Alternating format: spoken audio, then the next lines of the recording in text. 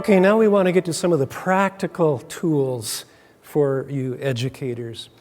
Now, in one of the previous sessions, I quoted Bonnie Wurzbacher, the executive from Coca-Cola, who said that we don't find meaning in our work, we bring meaning to our work. Well, the same thing can be said about education. We don't find meaning in education, we bring meaning to education. And that's the role of the teacher. Now, this session is based on the premise that teachers bring meaning to education by helping their students to see whatever it is they're studying in the context of something much bigger than the subject matter itself, a bigger picture of reality. Now, I want to illustrate this with a little exercise. What do you see here? What's the meaning of this small photo? Now, when I do this exercise in live workshops, I get a lot of different answers, like it's a tire, or it's the rings of Saturn. I get other answers too. I'll give you a hint. It's actually something many teachers see every day. Now, what you see in this small piece of a larger photo is a portion of whatever it is we're looking at. I've whited out most of the photo so you can't see the whole picture. You can't see enough of the context to make sense of the piece. Or to put it another way, you can't see enough of the whole to make sense of the part. But if I show you the big picture, if I give you the context, you will immediately comprehend the true meaning of what you're looking at. I think. Let's see. Good. Now, this is what context does. It provides the whole that enables us to make sense of the part. And so teaching young people to see that their work, whether it's doing schoolwork, solving math problems, doing a history report, or chores at home, feeding the dog, taking out the garbage, that work can be seen in the context of something much bigger, which is the biblical worldview, and that is the role of a Christian teacher.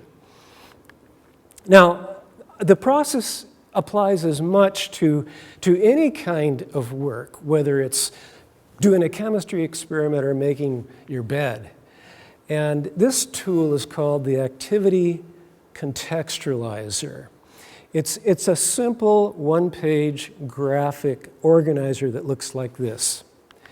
Now, the idea behind this tool is to be as intentional as we can about helping students to put any particular activity into the context of the biblical worldview frame of reference. And now, to make the whole process manageable, what we've done is we've identified 5 factors of the biblical worldview. There's the God factor, there's the creation factor, there's the humanity factor, the moral order factor, and the purpose factor.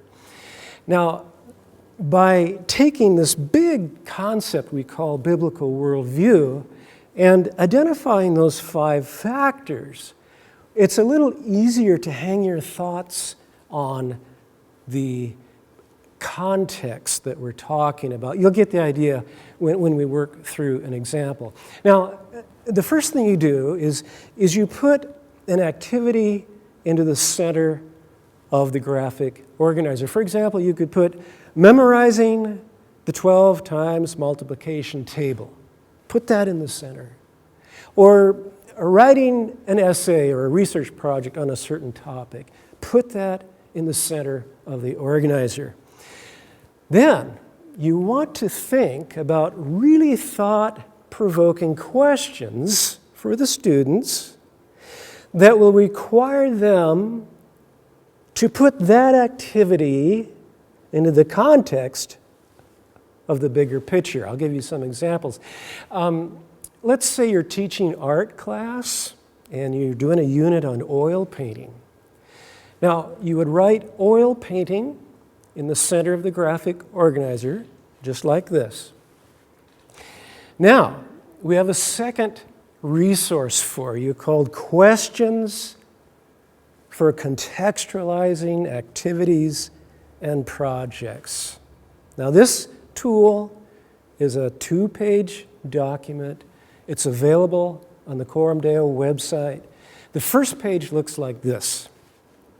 Now, some of the questions that you'll read in this document really don't apply to oil painting. Now, if there's a question you read that doesn't fit what you're looking at, skip it.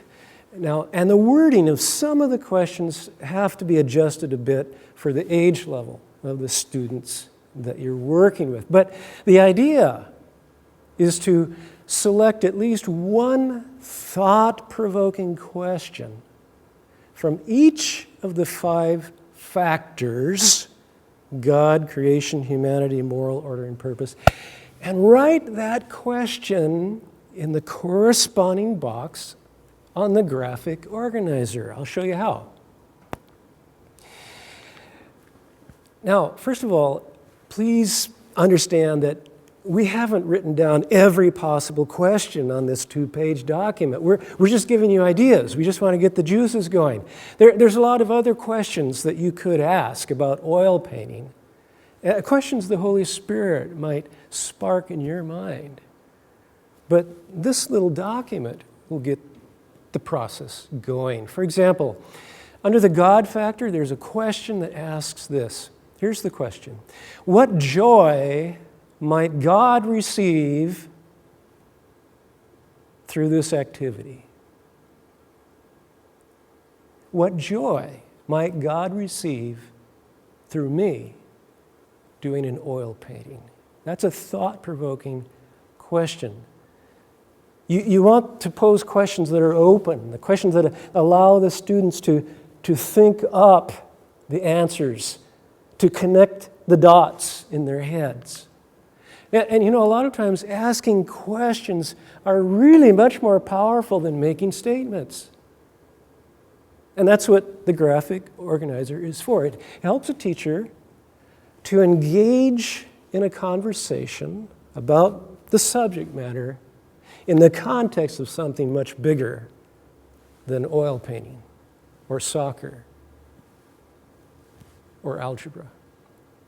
Now, there's another question in the God factor that I think would prompt some really interesting discussion, and that's this: what qualifies oil painting to be called the work of God?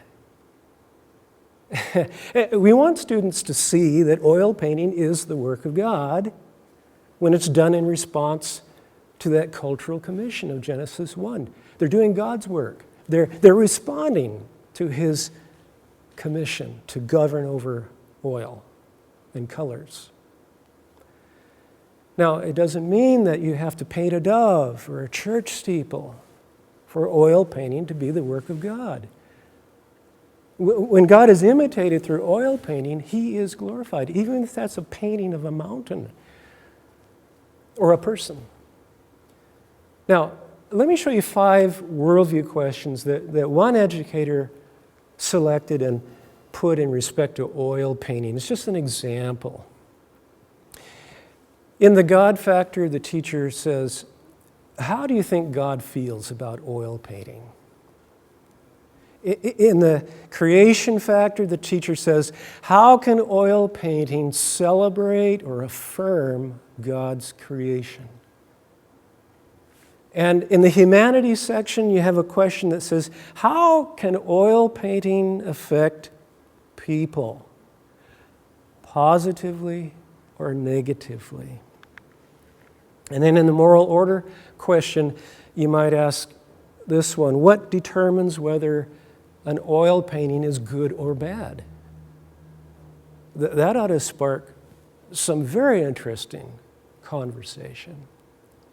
And then finally, in relation to purpose, a teacher might ask this: well, what does oil painting have to do with purpose in life?